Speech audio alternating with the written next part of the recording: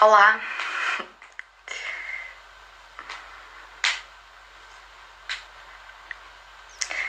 temos a Andreia connosco.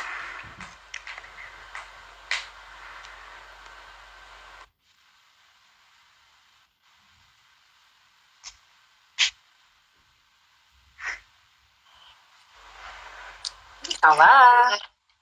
Olá, Andreia, boa Olá, tarde. Carolina. Deixa-me só colocar aqui mais alto. Sim, ouves-me bem? Sim, muito bem. Tu também escutas-me bem? Sim, tudo ok. Boa. Olha, queria, claro, começar por te agradecer por estares aqui connosco também, em nome de toda a equipa do Ateliê Mob, por fazeres parte deste primeiro encontro em quarentena. Queríamos agradecer porque nos pareceu lógico que fosses a primeira convidada, porque acho que podemos dizer que este é um modelo no qual foste pioneira, arriscaria. Queria agradecer também, desta vez, se me permitem, a título pessoal, pelas tertúlias deste casa, que têm sido uma iniciativa excelente, e por teres mantido diariamente esta partilha entre colegas da nossa disciplina e manter também ativo este pensamento crítico. Se calhar assim, numa espécie de preâmbulo, começava por perguntar-te ou pedir-te se querias falar um bocadinho sobre as tertúlias, como surgiu essa ideia e como tem sido a experiência destas 20 tertúlias que já passaram. Olha, Carolina, antes de mais, obrigada. Antes de agradecer o convite, agradeço-vos a iniciativa, porque acho que de facto nunca é de menos desperdiçarmos este momento e este contexto para efetivamente refletirmos a disciplina e uma série de outras questões que são tangentes à arquitetura, à cidade e à sociedade. Este momento evoca isso e evoca que nos juntemos nesta conversa partilhada. Portanto, antes de mais, agradeço-te por também vocês, agradeço-te a ti, não é, pessoalmente, mas no fundo ao Ateliê Mob por estarem igualmente a proporcionarem-nos este tipo de tertúlias. E naturalmente também agradecer-te, é uma honra estar aqui com vocês hoje e dizer-te que, respondendo à tua questão, as tertúlias deste caso surgiram precisamente porque sentíamos dentro do ateliê que não bastava a discussão estar entre portas que se faziam agora por ecrãs, não é? Por limites do espaço pictórico do computador. E naturalmente que sentíamos a necessidade constante de refletir. O Ateliê Architectural Affairs no fundo pauta-se por trazer a si todo o tipo de reflexão dos vários contextos pelos quais vamos passando, vamos trazendo no fundo à luz do estirador, vamos dizer assim, e naturalmente se faz entre o projeto, entre a curadoria e entre a edição. E este momento, no fundo, era um momento incontornável para efetivamente nós percebermos e sentirmos igualmente a mesma fome de refletir e de refletir de forma partilhada, como tentamos sempre fazer. Mas aqui a partilha não se pode fazer com uma relação corpórea, não é? Senão esta da extensão do digital, uma extensão que nos aproxima às pessoas. Neste caso, efetivamente, hoje vamos para a 21ª edição, e o que começou inicialmente por ser só uma conversa de uma semana, ou melhor, uma série de uma semana, foi acontecendo e de facto neste momento acho que o rumo será o 40, como no fundo, uma espécie de observatório sobre o próprio significado de uma quarentena, mas não começou com esse objetivo. Portanto, foi acontecendo, foi surgindo e já se fala numa segunda edição de quarentena. Não sabemos muito bem para onde é que vamos, mas sabemos que, efetivamente, o que estamos a conseguir é criar, efetivamente, diariamente, um momento de reflexão e de contributo que tem sido primeiramente muito rico para o ateliê, tem-nos proporcionado um entendimento sobre as várias parcelas de todo este contexto, não é? De todo este cenário, e inclusivamente efetivamente começou dessa forma um pouco egoísta, não é? Que nós tínhamos dentro do ateliê essa necessidade de refletir em conjunto e efetivamente, associado a isto, o facto de o fazermos no Instagram era logo para chegarmos a mais pessoas e para que mais pessoas também pudessem ser convocadas à participação, porque este sistema, este modelo permite as pessoas entrarem num diálogo, numa interação interessante e muito imediata. Isso também nos permitiu perceber que se calhar já havia aqui uma oportunidade, porque esta plataforma sempre existiu, com esta configuração, uma plataforma muito interessante, inclusivamente, de criarmos um novo conceito de conferências, porque rapidamente nós muitas vezes organizávamos conferências ou mesas redondas e tínhamos cada vez menos pessoas presentes, fisicamente presentes, e cada vez menos também havia interação. Portanto, mesmo que guardássemos o momento das questões para o final, às vezes até era constrangedor, as pessoas sentiam assim uma espécie de bloqueio no diálogo, no inquérito, nas dúvidas, na exposição, e desta forma isso acabou por se resolver, por se contornar e ser muito interessante. Portanto, nós afeiçoamos à plataforma, nós sentimos que diariamente íamos crescendo mais, íamos trazendo mais modos para a reflexão individual de todos os elementos e coletiva, enquanto coletivo do ateliê, e depois começou também a criar um impacto impressionante que nós não estávamos à espera e de facto somos contactados por pessoas de várias partes do mundo que inclusive nos têm pedido para nós nos mantermos, porque aquela meia hora, que normalmente é sempre uma, diária, porque se estende naturalmente, acaba por ser uma espécie de encontro certo nesta época que não é nada fácil, não é? E, portanto, nós achamos que estamos todos a ganhar e, portanto, que enquanto sentirmos este win-win situation, vamos manter-nos em tertúlias. E muito obrigada pelas tuas participações, porque também é bastante assídua e muito participativa, isso é muito bom.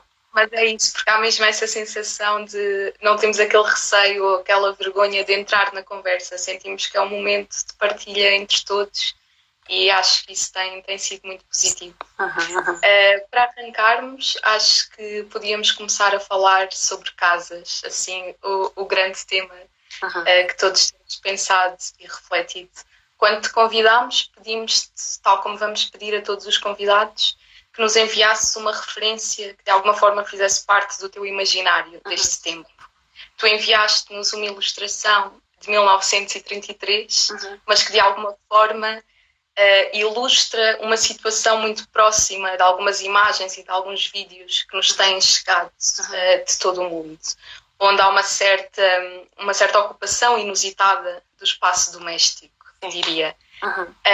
Queria refletir um pouco contigo sobre estas questões da transformação do espaço doméstico, que hoje acaba por se transformar também num centro de produção e de consumo. A nossa casa já não é só o refúgio, como antes havíamos, mas é também o centro de uma nova economia e de uma nova lógica de consumo e produção.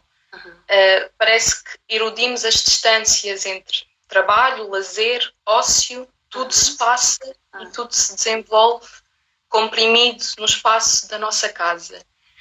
Perguntava-te então o que é que se tens pensado, e parece-me que na Architectural Affairs, até pelas perguntas que têm lançado na vossa página, parece-me que têm pensado sobre as implicações desta compressão no espaço doméstico, nas novas tipologias, nas novas formas de habitar, e como é que vamos poder pensar a casa a partir desta imposição de confinamento que vivemos hoje? Antes de mais, se as tertúlias também continuam é porque as questões continuam muito presentes e vão estar eternamente presentes, diria, nos próximos anos. O que se apresentam serão tempos bastante complicados e naturalmente isso é uma tónica que tem estado presente em qualquer exercício mais ou menos futurológico. Não é preciso arriscar muito para concluirmos no fundo, esse facto. Parece-me a mim, no entanto, que e eu ainda tenho muitas questões também e não há respostas imediatas. No entanto, parece-me que no que concerne a esta dimensão da domus, da casa, e do entendimento da casa como um abrigo, a principal tónica das questões que eu tenho, ou das respostas que eu tenho conseguido semear, dizem respeito, acima de tudo, se quisermos, a duas dimensões deste problema. Uma, que possivelmente é a tua situação e a minha situação e a de muitos poucos que têm, muito poucos aliás, que têm se calhar a sorte de considerar a sua casa o lugar do abrigo, não é? Como o próprio Bachelard anunciava, e que na verdade nos remete para esta dimensão que poderá neste momento mais imediato exigir uma nova, ligeira cartografia, podemos dizer isso, ou seja, é o espaço da intimidade, da domesticidade que a certa altura se estende para o espaço do ofício, não é? E por vezes até outras configurações, o espaço do ginásio, etc. Portanto, mas é uma situação que nós entendemos que será, diria, uma apropriação curta.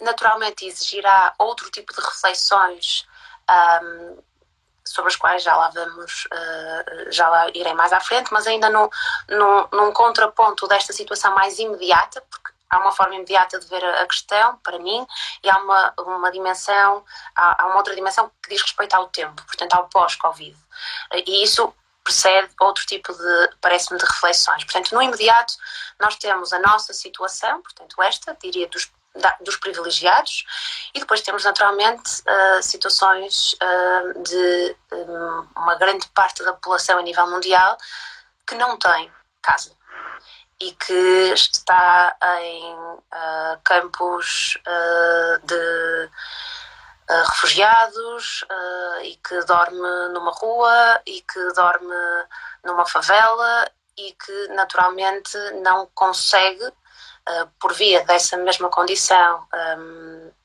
de vida, ou a condição do momento, vamos dizer assim, não consegue sequer cumprir qualquer tipo de norma de confinamento. Portanto, este tipo de reflexão sobre a casa é uma reflexão que é, diria eu, muito restrita a um tipo de população.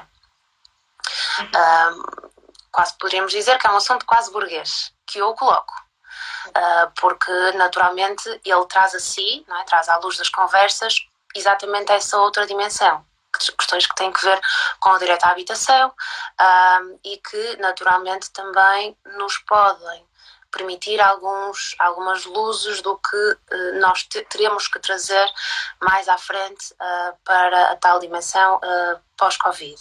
No entanto, essa ilustração, que efetivamente se dirige para um tipo de população, parece-me curiosa, principalmente porque remete à data de 1933 e porque também surge neste pós-1929 com a crise que nós vivemos e sobre a qual muitos olhares de alguns economistas a nível mundial, os maiores economistas, tem sido também um caso paradigmático, porque possivelmente prevê-se, aliás, que o que iremos viver será brutalmente mais... como é que eu ia dizer isto sem parecer muito pior, não há outra forma de dizer. E portanto, nós estamos agora neste momento de transe, não é? E daqui a 6 meses possivelmente a situação vai ser um pouco complicada. Mas essa imagem também me traz essa outra dimensão, que é uma dimensão de um certo confinamento, mas tentar perceber que há sempre uma tentativa de nós darmos a volta a um cenário que à partida seria escuro, seria negro, e agora falo de questões meramente quase metafóricas, não é? Mas que penso que irão, com certeza, eu quero crer, que irão permitir pautar também esse momento do pós-Covid a nível da disciplina da arquitetura como um momento, à semelhança do que aconteceu relativamente recente, não é? Em 2008, um momento de surgimento de novas expansões da prática da arquitetura. E o arquiteto é sempre este resiliente que consegue, por formação, não é?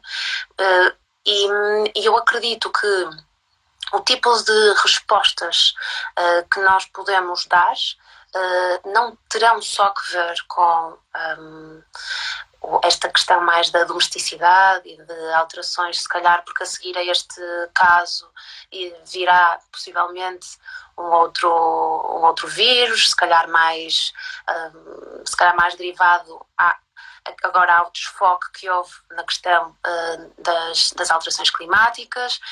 Possivelmente, não sabemos, alguns dizem que sim, isso irá provocar um outro tipo de vírus, que já não é este provocado somente pelo homem, mas talvez de uma própria transformação da natureza.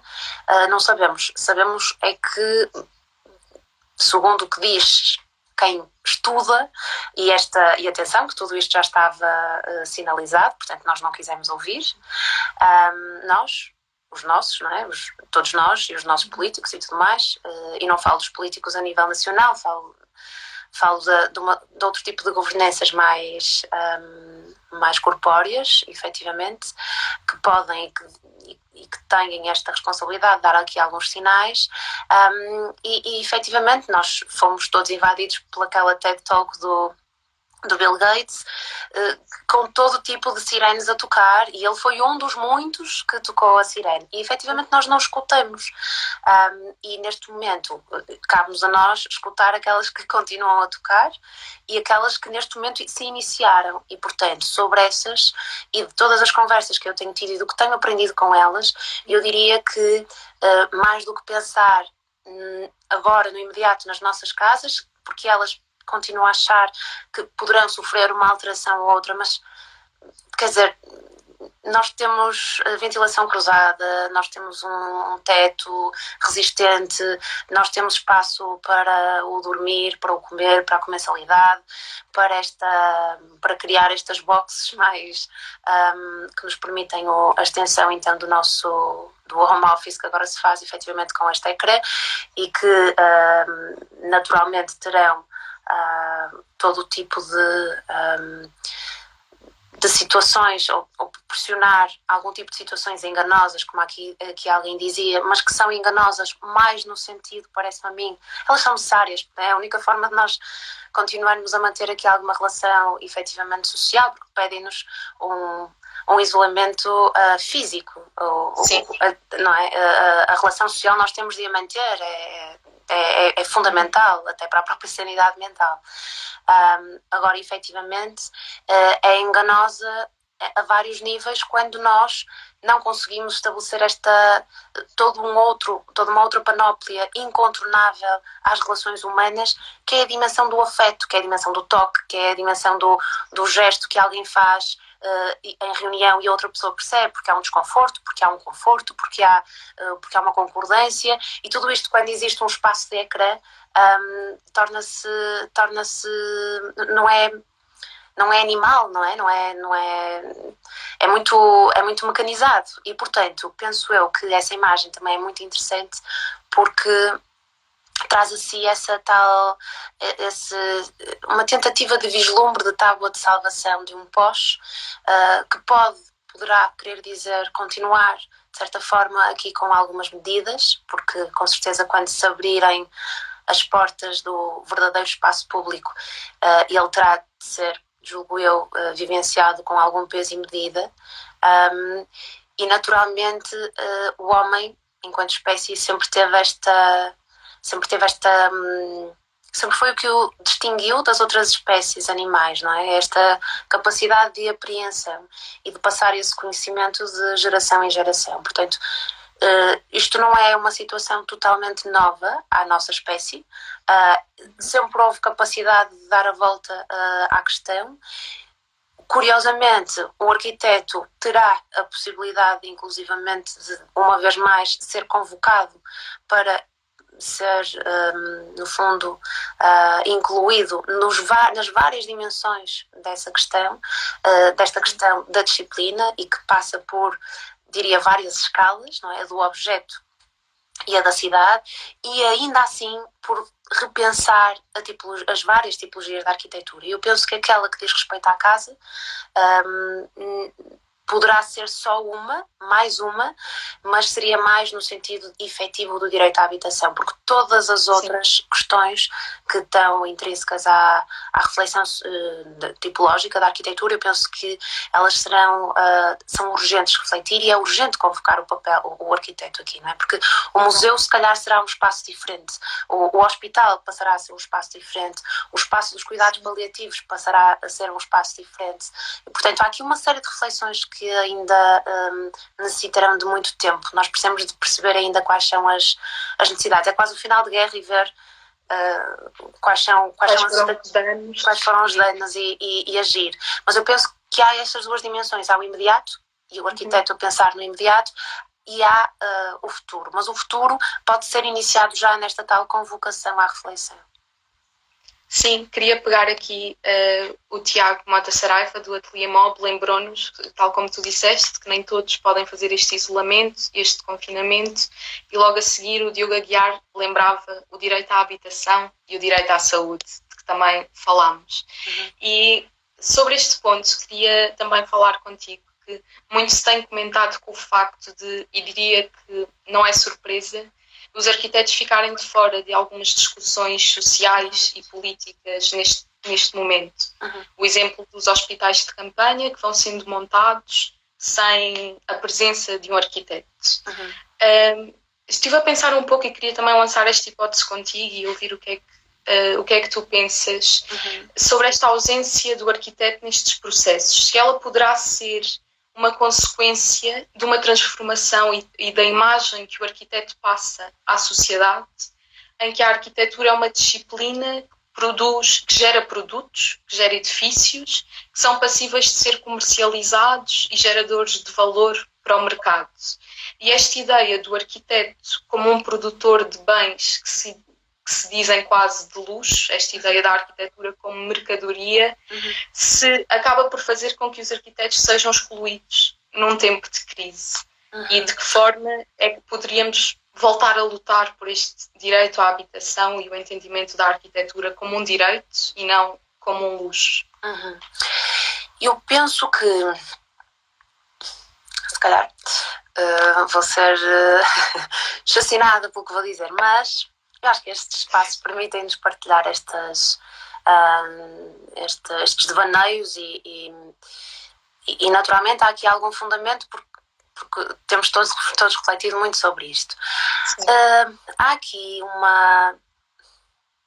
eu diria que há aqui um quê de culpa do próprio arquiteto, porque nos últimos anos tirou muito partido de uma oportunidade de mercado que havia, e que naturalmente é responsável por ter, no fundo, desenhado, construído vários tecidos de cidade, diria, monofuncionais.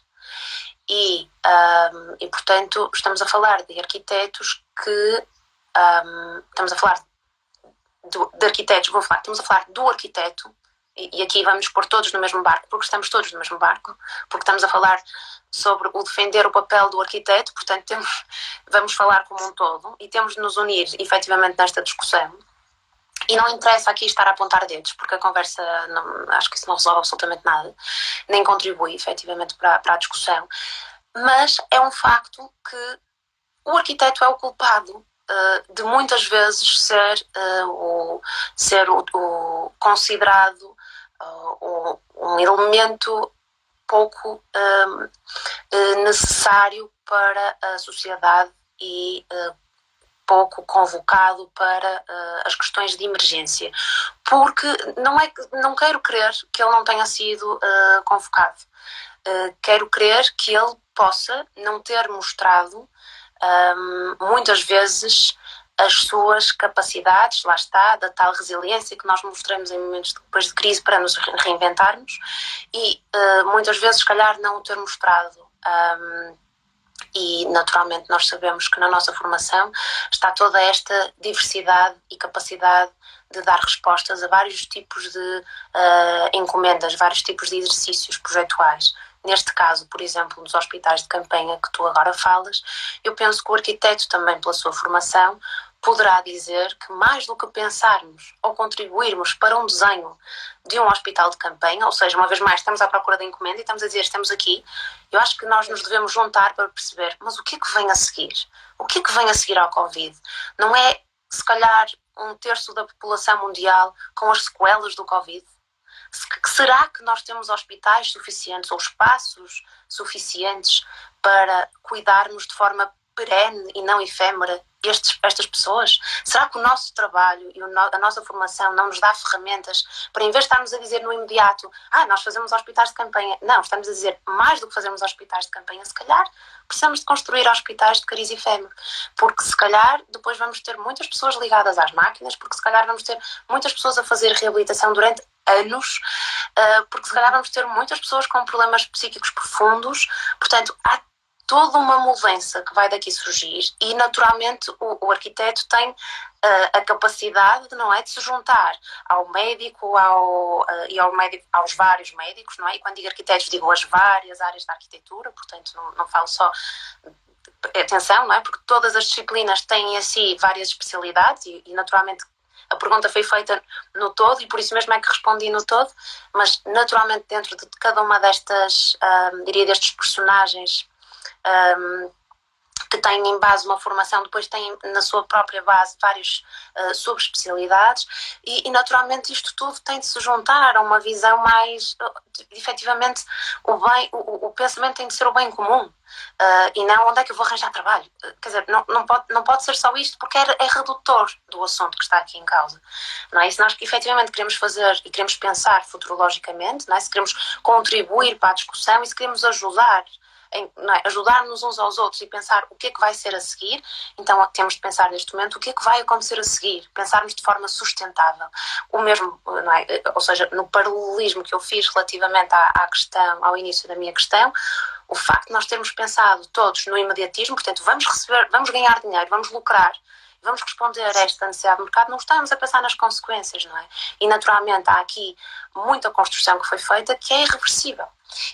E é essa irreversibilidade que nós temos agora de questionar. E, quer dizer, não vamos cometer os mesmos erros. E neste momento o que nós temos de perceber, independentemente de entendermos que há aqui todo um exército de saúde, como alguém diz, e muito bem, que é a frente da batalha, e que são aqueles que estão na frente da batalha, e muitos deles, infelizmente, estão a dar as suas próprias vidas, inclusivamente para nos defenderem, não é? Para defenderem a humanidade. Nós temos de perceber, enquanto arquitetos, como é que nós nos conseguimos efetivamente juntar a esta batalha. Pode não ser na primeira linha, porque efetivamente, se calhar, não conseguimos contribuir para essa primeira linha, porque não está na nossa formação saber dar resposta no sentido ou nas especialidades médicas, mas conseguimos ajudá-los a construir melhores condições para que o pós-guerra esteja pelo menos garantido, e essa garantia é naturalmente e terá de ser dada com digo eu, se calhar até novas tipologias para a própria saúde, que nós devemos agora no imediato refletir. Sim, mencionavam aqui também a questão do ensino e claro que temos sempre de falar dela quando falamos da disciplina da arquitetura e de facto falamos de uma nova crise, depois da crise de 2008, de facto, nós sentimos que começaram a surgir alguns movimentos e algumas tentativas de reabilitar e de inventar novas maneiras de habitar e de fazer arquitetura, mas nem sequer tiveram tempo de sedimentar, não é? Porque logo a seguir veio de novo o retomar dos movimentos imobiliários e essas práticas mais divergentes parece que ficaram de parte. E agora, como tu dizias, avizinha-se e vivemos com este fantasma de que vem aí uma nova crise e que se espera ser pior. E será que essa vai ser uma nova chance de trabalharmos em conjunto, de pensarmos como ensinamos a disciplina, como fazemos a institucionalização e a crítica da arquitetura, de forma a que haja de novo este sentido de uma arquitetura comum? Uhum. Desse bem comum, não é? Sabes que, em última instância, o pior cenário de tudo isto é nós acharmos que vamos sair desta crise e que vai estar tudo bem, ou que o que vem é uma crise económica. Não, porque há uma crise climática para resolver.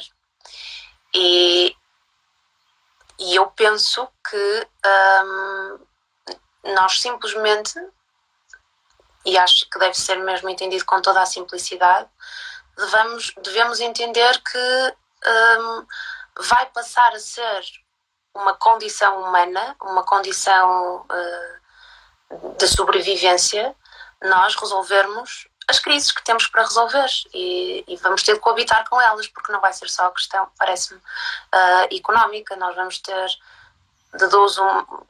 prevê-se talvez uma inclusão do capitalismo, aqui um contraste cada vez mais gritante social. O cenário não é efetivamente muito sorridente, mas mais do que isso, nós também temos uma crise que ainda não se resolveu, que é a crise climática. Portanto, no ensino e na universidade e no que me compete a mim, uma vez mais, é um trabalho que se tem de fazer em equipa, e não acho que seja uma questão exclusiva, diria, aos arquitetos, nem ao ensino da arquitetura. Acho que uma vez mais deve ser uma questão multidisciplinar, perceber-se que na gênese da formação deve estar efetivamente um contributo, não é? uma formação, uma criação de arcabouço para dar resposta a estas adversidades, mas a outras adversidades. E naturalmente ou estas duas, diria, uma que diz respeito efetivamente a esta situação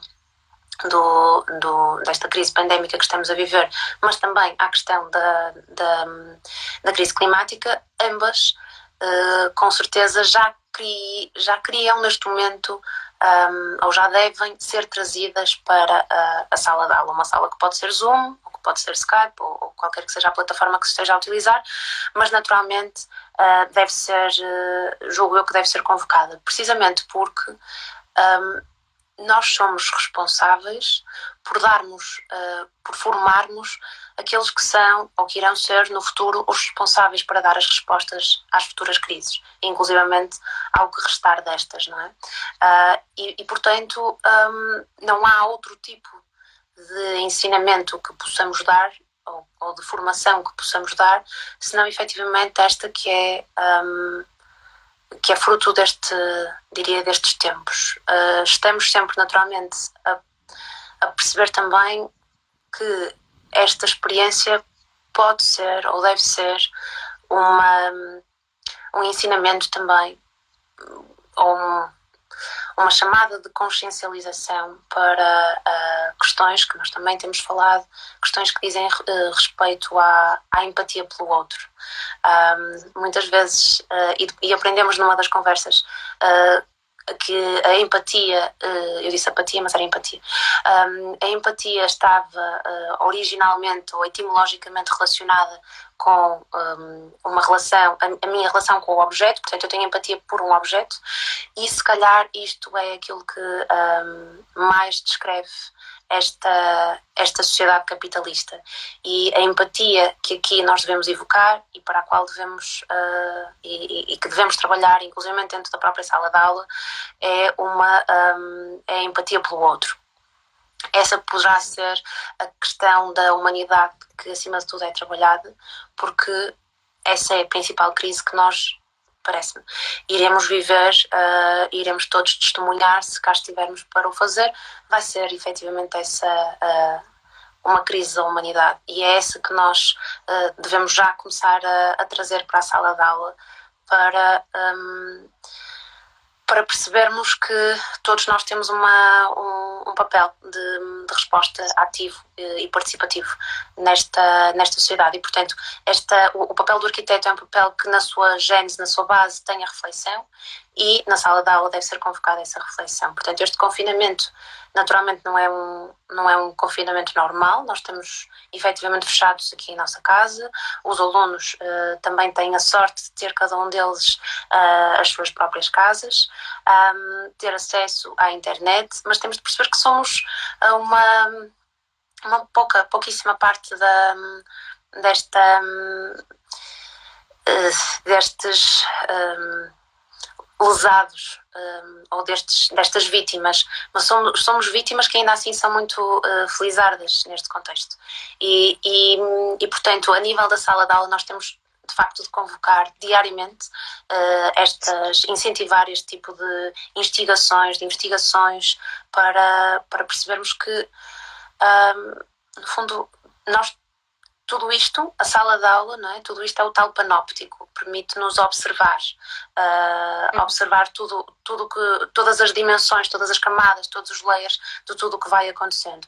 E, naturalmente, também é na sala de aula que se exercitam, diria eu, as tais, ainda na base do possível, não é? Porque não há impossíveis nesse sentido. Portanto, há uma série de possibilidades de ensaiar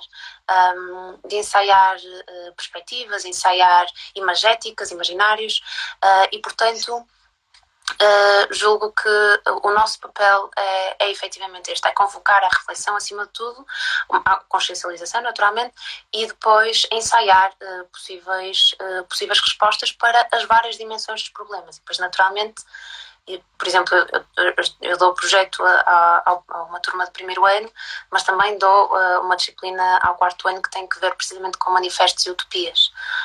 Portanto, no primeiro ano o exercício tinha a ver com a domesticidade, o espaço doméstico, tem que ver, e aqui, naturalmente, aproveitamos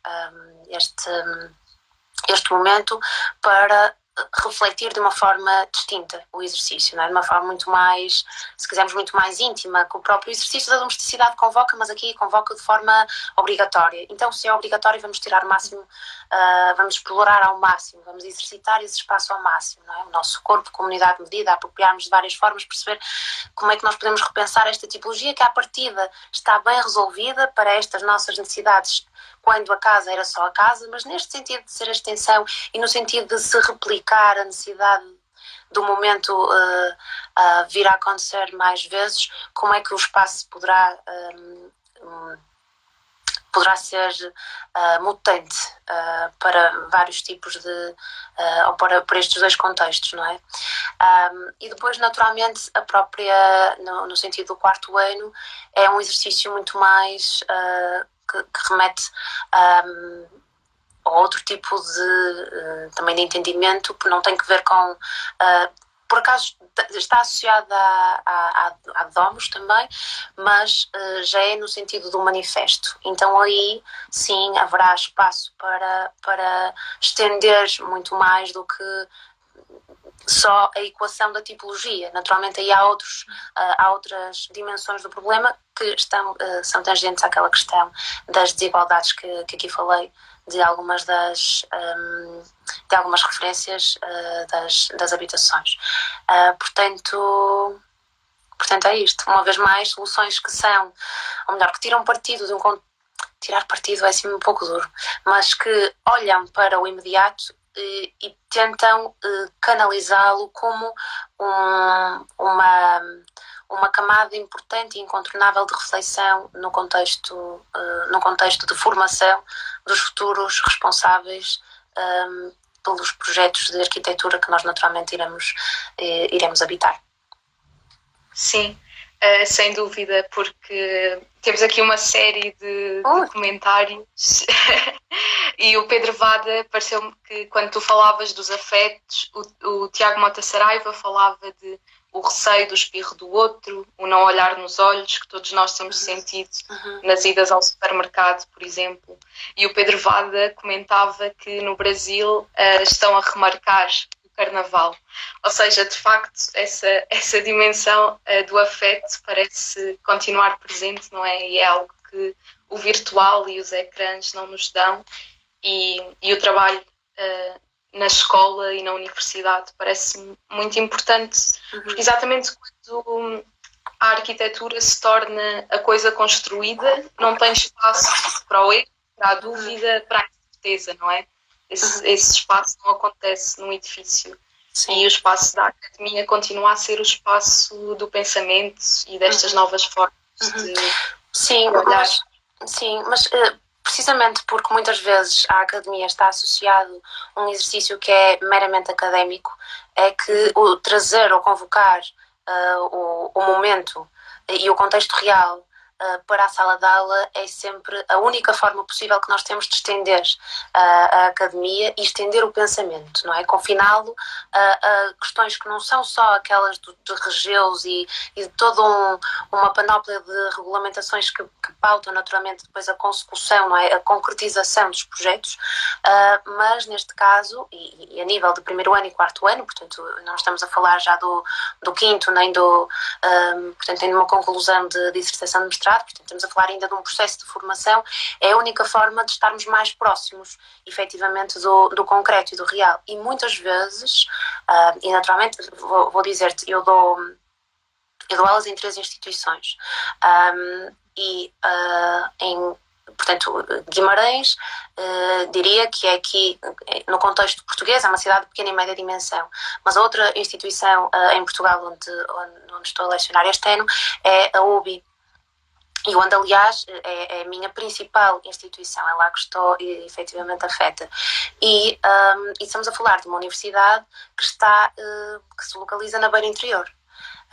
Portanto, estamos a falar de uma zona, não é, do país que muitas vezes traz a si, pelo território que ocupa, traz a si uma panóplia de possibilidades de reflexão, e nós, a nível de instituição, na universidade, a nível da formação no curso de arquitetura, o que trazemos, ou que tentamos trazer, ou que tentamos convocar é precisamente isso desde os primeiros anos até à dissertação de mestrado, que é efetivamente a possibilidade de se olhar aquele território e de perceber como é que nós devemos pensá-los para no imediato, mas a curto, médio e longo prazo, em várias dimensões temporais. E penso que isso também, no fundo, possibilita, a maior parte das vezes, estes discursos que efetivamente são aqueles que vão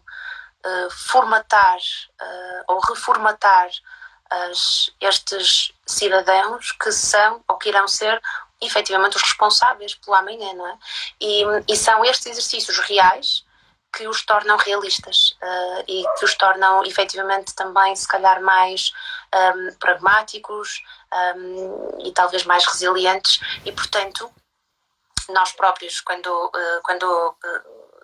comecei o meu curso, havia um horizonte de empregabilidade que era muito sorridente, não é? Não era uma questão. E em 2008 saio e a crise estoura, não é? E portanto, fez parte da minha formação, foi esse olhar para trás, foram essas memórias construídas no momento que os vários corpos docentes foram trabalhando comigo e com os colegas, não é? Isso que pautua também e que diferencia a formação que é, diria, mundialmente conhecida, da formação em Portugal de arquitetura, que é esta, de facto, nós somos bons. a arquitetura em Portugal é boa. Nós somos muito bem formados, nós temos muitas capacidades de resiliência e de múltiplas respostas a múltiplos contextos. Portanto, naturalmente, estamos, ou quero dizer que vamos, talvez, ter de ser só um pouco mais, continuar a ser o que somos e estarmos aqui para contribuir para o que quer que seja que aí venha. Agora, penso que o discurso, e eu própria faço isso, se calhar a partir de hoje vai deixar de ser, na conversa de hoje com o Pedro Gadenho, mas naturalmente há aqui outras questões em cima da mesa, não é? Há outras crises a acontecerem, mesmo que esta fique resolvida amanhã. E são essas crises que eu julgo que nós devemos trazer a nós e entre nós, porque é a diferença de pensar o imediatismo e de pensar numa lógica mais futurológica, não é? E nós ensaiamos esses exercícios, fazemos a nível da academia, não é? Na nossa formação, pomos os nossos alunos, ou sugerimos ou convocamos os nossos alunos para refletirem também isto e depois o que é que fica? Portanto, terá de ficar sempre terão de ficar sempre memórias de formação e essas lições são as lições que vão ser distintas ou distintivas quando formos chamados a dar resposta. Portanto, somos uma espécie de bombeiros. Temos de estar prontos. Sim.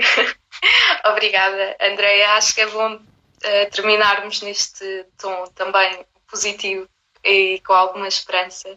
Entretanto, aqui nos comentários fala-se de retomar a festa, reconquistar a sociabilidade e das disputas do pós-quarentena, e tudo isto me parecem comentários positivos com que terminamos a conversa. Deixa-me só dizer-te uma coisa. Tu há pouco fizeste referência a um comentário do Pedro Vade.